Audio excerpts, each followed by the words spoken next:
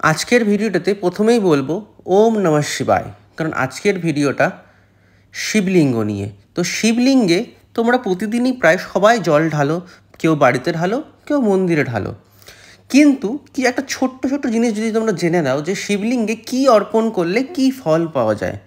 যেমন শিবলিঙ্গে গঙ্গা জল দিলে পাপের ধ্বংস হয়, শিবলিঙ্গে লবঙ্গ দিলে রোগ প্রতিরোধ হয়, শিবলিঙ্গে বেলপাতা অর্পণ করলে ইচ্ছে পূরণ হয়, শিবলিঙ্গে দুধ অর্পণ করলে স্বাস্থ্যের উন্নতি হয়, শিবলিঙ্গে চন্দন অর্পণ করলে সম্মান ও খ্যাতি বাড়ে, শিবলিঙ্গে মধু অর্পণ করলে মানসিক শান্তি বাড়ে, শিবলিঙ্গে দই অর্পণ করলে বাধা বিপত্তি দূর হবে, শিবলিঙ্গে ঘি অর্পণ করলে সন্তান লাভ হবে এবং শক্তি বৃদ্ধি হবে, শিবলিঙ্গে অপরাজিতা ফুল অর্পণ করলে দোষ থেকে মুক্তি পাবে, আর শিবলিঙ্গে মন্দার ফুল অর্পণ করলে সুনাম অর্জন হবে।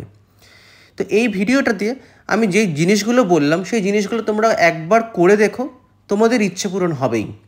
আর যদি এই ভিডিওটা ভালো লেগে থাকে তাহলে কমেন্ট করে জানাও, আর তোমরা কে কী অর্পণ করো আর কার কী ইচ্ছে সেটাও আমাকে জানিও। আমি যদি পারি সেই অনুযায়ী তোমাদের রেমেডিসগুলো দিতে পারবো। আর যদি ভিডিওটা ভালো লেগে থাকে তাহলে তোমার প্রিয়জনদের সাথে শেয়ার করে দিও, আর কমেন্ট করে দিও, আর একটা লাইক করে দিও। ব্যক্তিগত রাশিচক্র বা জন্মকুণ্ডলী বিশ্লেষণের জন্য যোগাযোগ করো অ্যাস্ট্রো রক্তিমকে নিচের দেওয়া এই 2টি নম্বরে। নমস্কার।